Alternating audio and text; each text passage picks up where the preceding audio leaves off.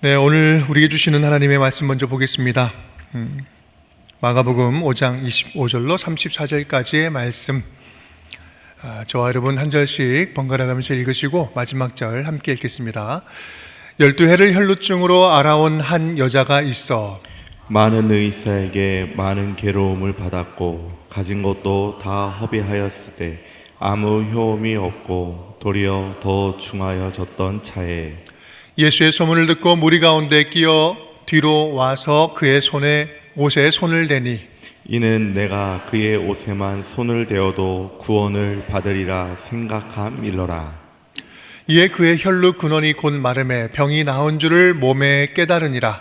예수께서 그 능력이 자기에게서 나간 줄을 곧 스스로 아시고 무리 가운데서 돌이켜 말씀하시되 누가 내 옷에 손을 대었느냐 하시니 제자들이 여짜오되 무리가 에워싸 미는 것을 보시며 누가 내게 손을 대었느냐 물으시나이까 하되 예수께서 이 일 행한 여자를 보려고 둘러보시니 여자가 자기에게 이루어진 일을 알고 두려워하여 떨며 와서 그 앞에 엎드려 모든 사실을 여쭈니 예수께서 이르시되 딸아 내 믿음이 너를 구원하였으니 평안히 가라 내 병에서 놓여 건강할지어다.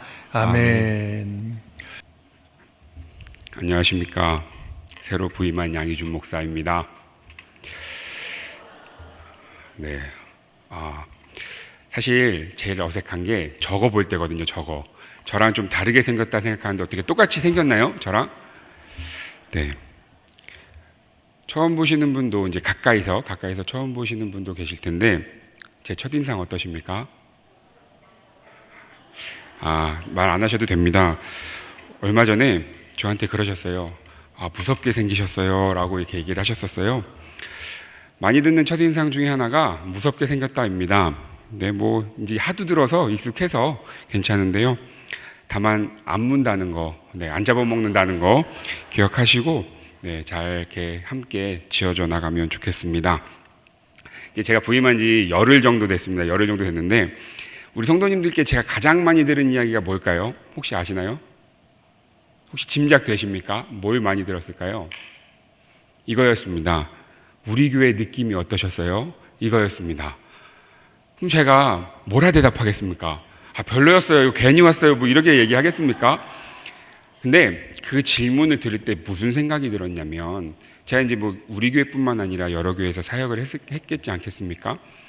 근데 우리 교회 분들이 유독 느낌을 물어보신다는 건 우리 성도님들이 우리 교회에 대한 느낌이 너무나 좋기 때문에 자신 있으니까 저한테 물어보시는 걸 거잖아요. 본인도 대답이 별로라고 하면 어떡하지? 이런 거를 이렇게 걱정하면서 저한테 물어보시지는 않았을 거잖아요. 네, 맞습니다. 저는 우리 교회 온 느낌이 너무 좋습니다. 제가 이 교회에서 어떻게 쓰임받을지는 사실 앞으로 너무나 기대고 설레지만 바라는 건 딱 하나였습니다. 이제 나만 잘하면 된다. 나만 잘하면 내가 우리 교회에 폐는 끼치지 말자. 다시 한번 인사드립니다. 잘 부탁드리겠습니다. 그러니까 격려해 주시고 기도해 주시면 좋겠습니다. 우리나라 축구하면 떠오르는 인물이 있습니다. 아주 과거에는 차범근이 있었고요. 그 후에는 박지성이 있었습니다. 그럼 지금 축구하면 떠오르는 인물 누가 있습니까? 손흥민. 네, 이거는 여성분들이셔도 다 아는 이야기지 않습니까? 근데 이제 손흥민이 지금의 손흥민이 되기까지에 가장 먼저 시작했던 것 중에 하나가 이제 해외 진출이잖아요. 해외를 진출하게 되었을 때 그가 무엇을 했냐면 입단 테스트를 받게 되었습니다.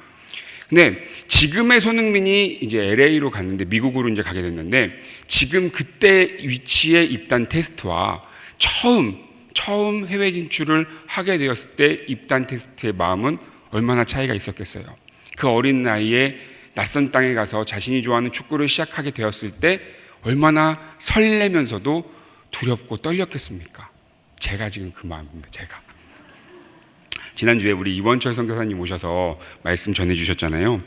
계속 눈물이 맺히는 거예요. 그 오키나와 이야기를 들으면서 말씀도 먼저 잘 전해주셨고 막 복음의 능력에 대해서 간증하시는데 하나님의 살아계심이 너무 느껴져서 막 눈물이 맺히며 이제 있었는데요.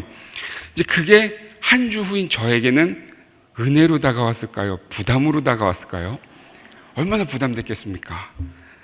저는 뭐 오키나와에 막 성령의 불이 임해가지고 소방차가 출동했다 뭐 이런 간증도 없고, 또 막 운전면허증 나와야 되는데 소위 이제 전문용어로 아다리가 딱 맞아가지고 나왔다 뭐 이런 얘기 하셨는데, 저는 뭐 그런 아다리 이야기도 없고 막 우아할 만한 이야기가 없는데 뭘 말씀드려야 하나 하다가 평안한 교회에, 기쁜 교회에 왔으니 아주 소소하고 작지만 그럼에도 불구하고 내 일상에 임하시는 우리 하나님에 대한 이야기를 좀 전해봐야겠다, 이렇게 생각해서 말씀을 좀 준비했습니다. 사실 설교자에게 입단 테스트는 설교이지 않겠습니까? 그래서 제가 준비할 때 얼마나 힘이 들어갔겠어요. 또 사실 다른 목사님들이 설교가 좀 고만고만하고 별거 아니다 그러면 별로 힘 안 들어갔을 텐데, 우리 목사님들도 설교도 잘 하시잖아요. 그러니까 너무 힘이 막 들어갔는데 그때 주신 하나님의 말씀이 있었습니다. 평안해라. 평안해라. 제가 제 아내한테 이야기를 했었는데요. 이제 부임이 결정된 후 이제 제가 24일에 이제 부임을 했는데 17일 그 주간에 이러한 꿈을 꿨습니다. 한 번은 제가 설교단이 올라와서 설교를 막 하는데 우리 저 인자하신 위임 목사님께서 야, 쟤 끌어내려. 쟤 설교가 저게 뭐야? 해서 끌려내려가는 꿈을 한 번 꿨고요. 두 번째는 다른 날인데, 거짓말 아닙니다. 제가 이제 바로 꾸고 얘기했는데, 두 번째는 우리 교회랑 맞지 않으니 부임이 취소되셨습니다. 이 꿈을 꾸고 오늘 이 자리에 서는 겁니다. 근데 열흘 동안 아무 일 없었어요. 저한테 목사님은 평안히 괜찮아, 그냥 잘해, 이렇게만 말씀하셨지 너 그렇게 하면 안 돼 뭐 이런 말씀하신 적 없고, 그 누구도 저한테 지금 잘못하고 있다, 지금 고치셔야 된다 한 적 없는 이 시간, 하나님의 위로가 실제로 일어나는 게 바로 그런 포인트가 아닌가 생각해 봅니다.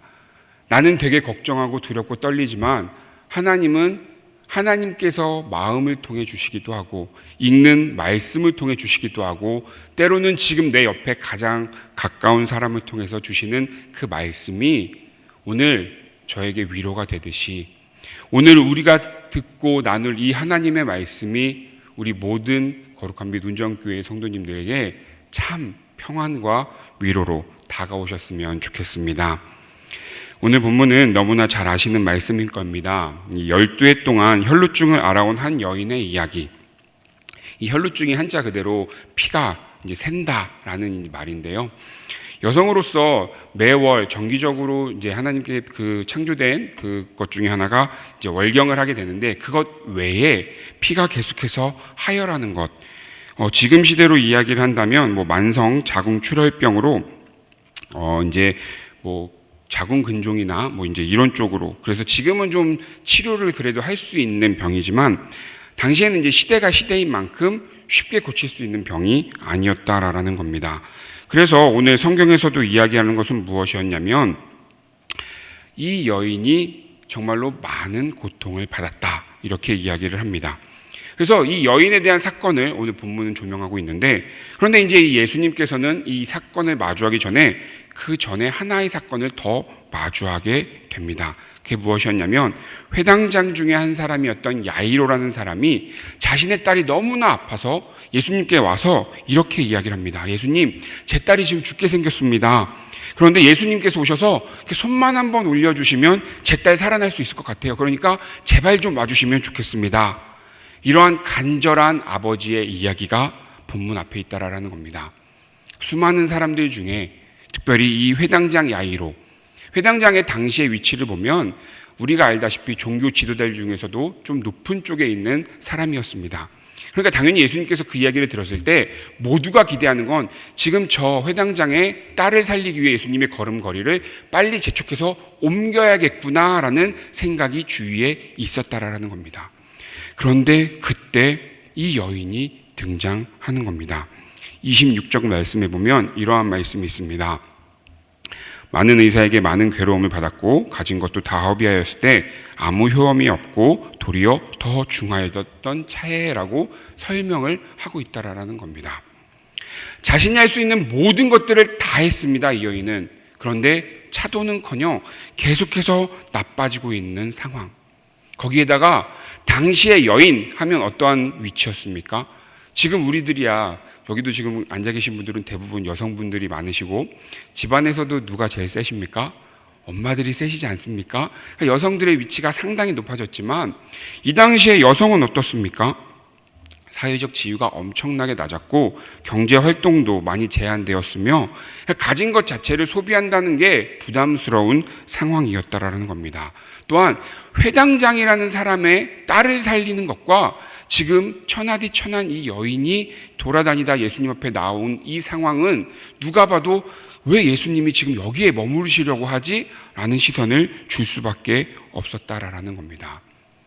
그런 뿐만 아니라 이 여인이 지금까지 살아오면서 받았던 고통들. 레위기 15장 25절에 보면 이러한 말씀이 있습니다. 만일 여인의 피의 유출이 그의 불결기가 아닌데도 여러 날이 간다든지 그 유출이 그의 불결기를 지나도 계속되면 그 부정을 유출하는 모든 날 동안은 그 불결한 때와 같이 부정한즉 이라고 말씀은 기록되어 있습니다. 그러니까 유대인들에게 가장 우선되는 것이 율법이 지금 뭐라고 이야기를 하냐면 여성의 몸에서 피가 흐르면 부정하다라고 이야기를 한다라는 겁니다. 근데 이 부정이라는 개념이 뭐 단순히 부정타 뭐 이런 개념이 아니라 이 순간부터는 이 여인은 죄인으로서 가족과도 사람들과도 격리해야 되고 함부로 함께할 수 없는 위치로 전락하고 마는 것. 여성이어서 힘들고 사회적 지위가 낮아서 힘든 데다 죄인 취급까지 받아야 되는 상황. 모든 사람이 그 여인을 바라보며 한 걸음 한 걸음 내껴 비껴 이렇게 돌아가야 되는 그러한 인생을 마주했을 때 이 여인의 마음은 어떠했겠습니까? 아마도 몰라도 내가 도대체 무슨 죄를 지었길래 나는 이렇게 몹쓸 병에 걸렸고 나는 도대체 왜 이렇게 죄인 취급을 받아야 했을까 생각하지 않았겠습니까? 지금을 살아가는 우리가 죄인임을 고백한다는 것 어렵지 않습니다. 저나 우리 성도님들이나 다 우리는 죄인이지 않습니까? 하나님 앞에 우리는 죄인이지만 정말 예수 그리스도의 보혈 없이는 살아갈 수 없는 그러한 존재인 것을 너무나 잘 알지만 그렇다고 해서 우리가 죄인 되었다고 해서 주변 사람들에게 손가락질 받고 우리를 피해가며 우리가 어디에 참여도 못하게 격리되는 그러한 모습으로 살아가지는 않지 않습니까? 하물며 당시에는 이 죄라는 개념 자체도 잘못되어 있기도 했고 이 죄라는 인식이 지금 우리처럼 정말 가깝게 있는 오직 우리의 그 구원자 되시는 예수 그리스도의 보혈을 믿을 의지할 것도 없는 상황 속에 있는 이 여인의 이야기는 겪어보지 못한 우리들에게는 와닿지는 않겠지만 엄청나게 힘들면 고통스러우면 고통스러웠지 간단한 문제는 아니었을 거라는 겁니다. 그러던 여인에게 딱 한 가지 이야기가 들립니다. 예수님이라는 분, 그분이면 해결이 된대. 복음이지 않습니까? 그래서 단순히 자신의 육체의 지금 이 고통을 해결하기 위해 여인은 예수님을 찾았고 그렇게 예수님을 만난 것이 오늘의 본문 이야기라는 겁니다. 저는 우리 교회에 부임하기 전에 다른 교회에서 사역을 하다가 바로 부임하지 않고 올 한 해 동안은 좀 다른 일을 좀 했었습니다. 교회 사역을 내려놓은 여러 가지 배경에는 목회적으로 한계성도 느끼기도 했지만 가장 먼저는 경험이었습니다. 저는 이제 신학교를 학부로 졸업했고 이제 신대원을 가고 계속해서 20대 초반부터 사역을 시작했었기 때문에 세상이 어떻게 돌아가는지를 잘 몰랐습니다. 그래서 이참에 좀 세상을 좀 어떻게 돌아가는지 알자 해서 일을 시작해봤습니다. 딱 1년만 일을 하자 계획하고 일을 시작했는데요. 제가 했던 것이 뭐였냐면 우리 이렇게 차를 타고 다니시다 보면 도로에 차선이 그려져 있잖아요. 그 작업을 제가 했습니다. 기계를 미는 건 이 기술직이라 미시는 분이 따로 있고 저는 이제 쫓아다니면서 빗자루질 이렇게 하고 이렇게 삽질 이렇게 하고 이게 판 깔아야 되면 판 깔고 이런 거 작업을 좀 했었는데요. 이제 때로는 춥고 춥고 또 때로는 덥고 막 몸이 막 왔다 갔다 하는데 어떨 때는 막 2만 보, 3만 보, 막 7, 8km를 걷기도 해야 되고 어떨 때는 허리도 못 펴고 계속 해야 되는 일을 반복했었습니다. 사실 이게 하다 보니까 못 하겠는 거예요. 사실 누구도 저에게 등 떠밀지 않았거든요. 가서 일해라, 돈 벌어라 이렇게 안 했고 목회하면 되는데 이제 또 하나가 힘든 게 뭐냐면 이제 그게 이제 일하시는 분들이 한 10대 분들 정도 되는데 많으면 저 빼고 다 담배를 피시는 거예요. 힘드니까 또 이제 막 스트레스 받으니까 그러면 이제 얼마나 많은 연기가 제 눈앞에서 왔다 갔다 하겠습니까? 숨도 안 쉬어지고 막 힘들고 그래서 막 고통 가운데 있을 때 정말 기도 많이 했습니다. 하나님, 제가 잘못했습니다.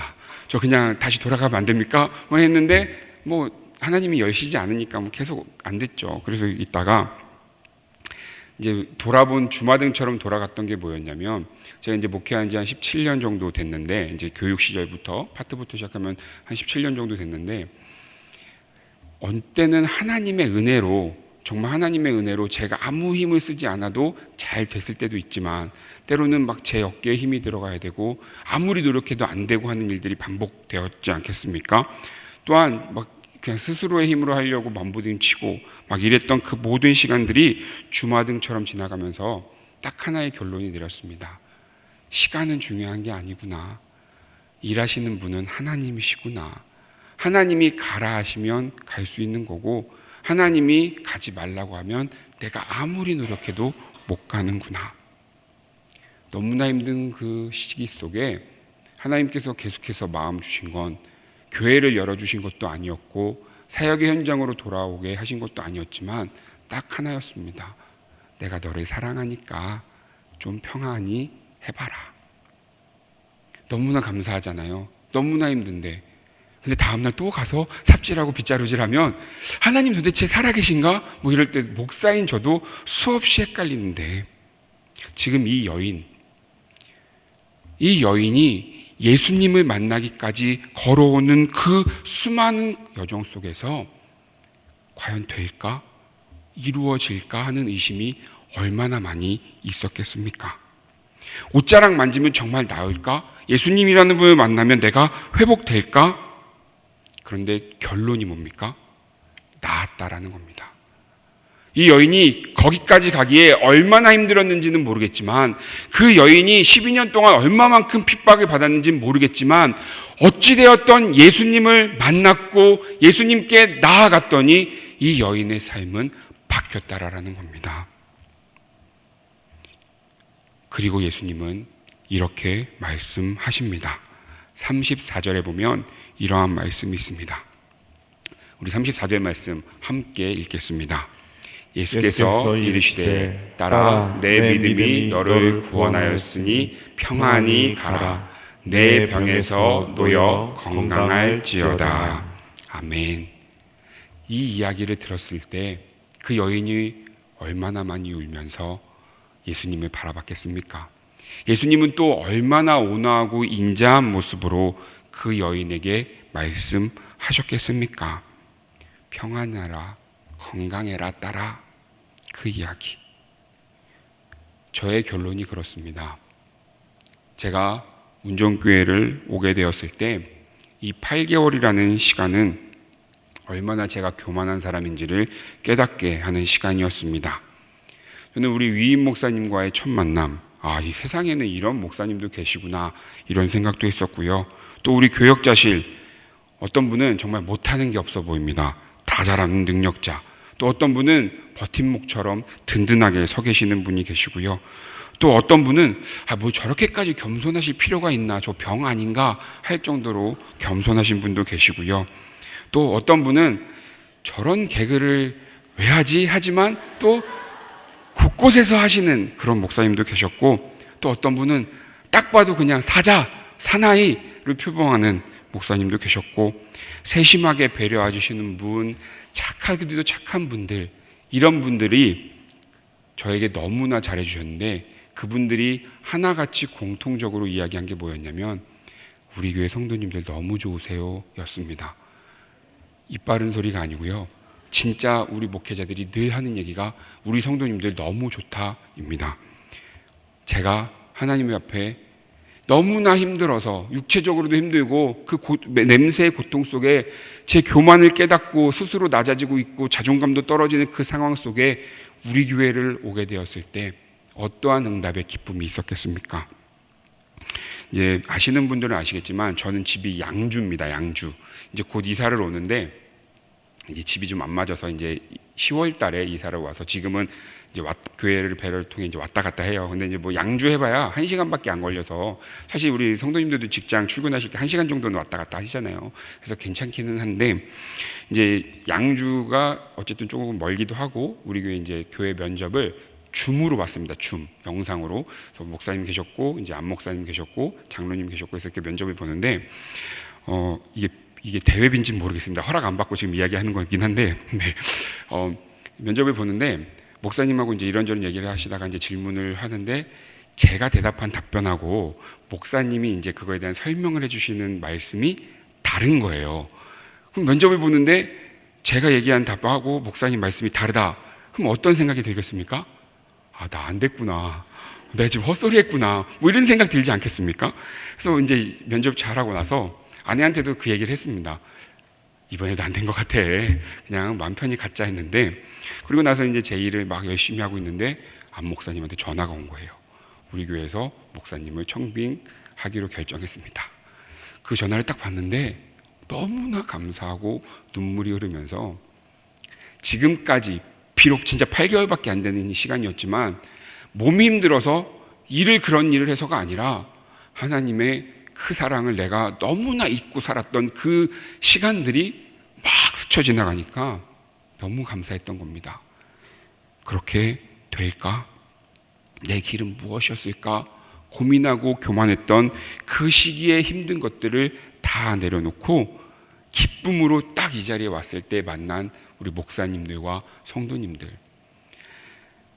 저는 마음이 바뀌고 싶진 않지만 또 초심을 잃을지 모르겠습니다. 또 힘들다고 징징대고 하나님 또 왜 저에게 이런 시련을 주십니까 하는 연약함이 또 생길지는 모르겠지만 그래도 하나 단단함이 생겼다라는 것은 예수님은 언제나 저와 함께 하셨고 저에게 평안을 말씀하셨고 비록 내가 상황 자체가 힘들지라도 비록 내가 원하는 일들이 일어난 것이 아닐지라도 비록 나는 넘어지고 또 넘어져서 죄 앞에 굴복하고 유혹 앞에 넘어지고 연약한 존재가 되었을지라도 하나님은 내 인생에 끝까지 책임져 주시며 포기하지 않으시고 사랑한다 말씀하신다라는 것을 몸소 깨닫는 짧은 시간이었던 것 같습니다.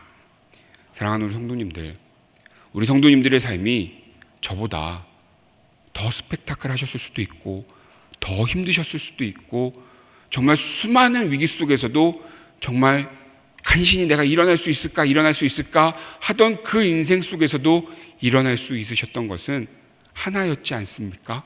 저랑 똑같은 마음, 예수님이 함께 하시니까.